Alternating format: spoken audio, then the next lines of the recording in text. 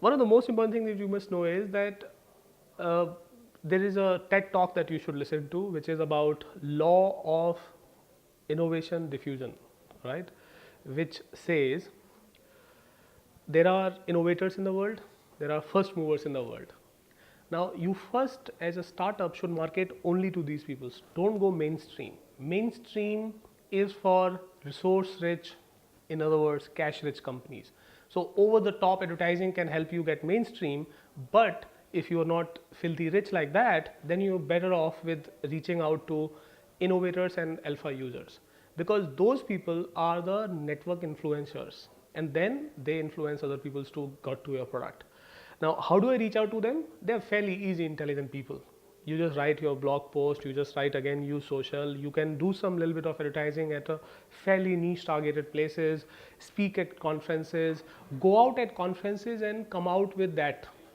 I even suggest that putting a standee in a conference at a very cheap rate or a barter with the conference organization is a equally effective method for a startup. Once you've done a little bit of marketing, which is about spending money on getting your buzz, PR kicks in immediately.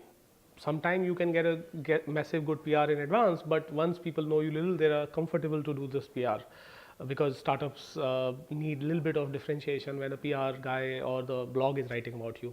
So PR requires you to do some things extraordinarily nifty. As a 197, we've done something called calendar. We propagated philosophy of that every influential person in the country should carry 197 as a brand on their desk. And once they know what is 197, people coming to meet them will know 197. So we created a nifty feature called calendar, and every year we work hard to create our calendar. Now you could create some of those differentiated, unique things which are associated with yourself. You might say that what could this be? Is it about giving free USB drives and pen with your logo? Answer is not that. Answer is that you could create research reports which are coming regularly on a topic, and people pick that up and write about you. You could talk about good, bad, ugly practices, or in how to overcome them, that kind of articles, and again go out in the market, and PR will love to talk to you. Once you build this credibility sorts, then people start calling you as an opinion leader.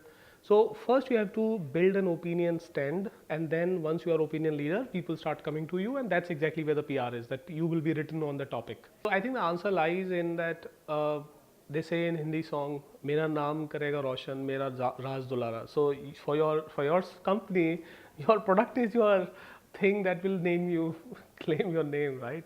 So you shouldn't bother about your company. You should bother about your company's output and people who are using it. Emotions will come if the product is incredible, not the company is incredible. Company is for stakeholders called shareholders and employees, and at a world hours level, no press wants to read about your company unless there is a great product attached. Let's say you are a company which has a couple of products, so which product should you promote? Another problem that we could go with. It's again, you have to remember that you have to reach out to the influentials who are in your PR and marketing plan. You should have, I am going to create brand ambassadors theory, and then they will create a network effect. Now, can they create it by your niche small little products, or are they creating with your big bumper products? Choice is yours.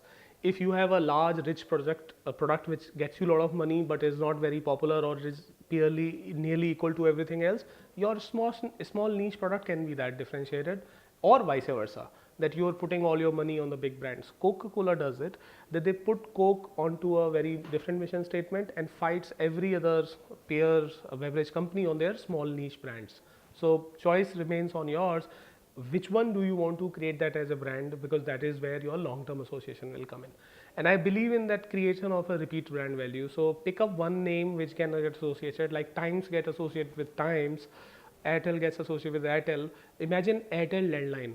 How oxymoronic is that as a name? And Airtel TV again. But sometime we have to have these oxymoronic names together, because the first tagline or name that we have learned and built over the period of time can give its rub-off effect on our second product. So I suggest creation of aiming of Airtel, not Bharti, and not a separate brand for different product. Single focused brand across all things is a better product strategy and marketing strategy anytime. Whenever in doubt whether you should promote your company name or your product's brand name, it is product's brand name. Sunil Bharti Mittal does not promote Bharti Enterprises, he promotes Airtel, right? So everybody promotes their brand name, and that the reason for that is because you can repeat brand name usage. While your company name might get changed, sometime in different country you might run a different company name, but your brand name might be same. So company name is something which is back end, and product name or product is something which is front end. Sell the front end.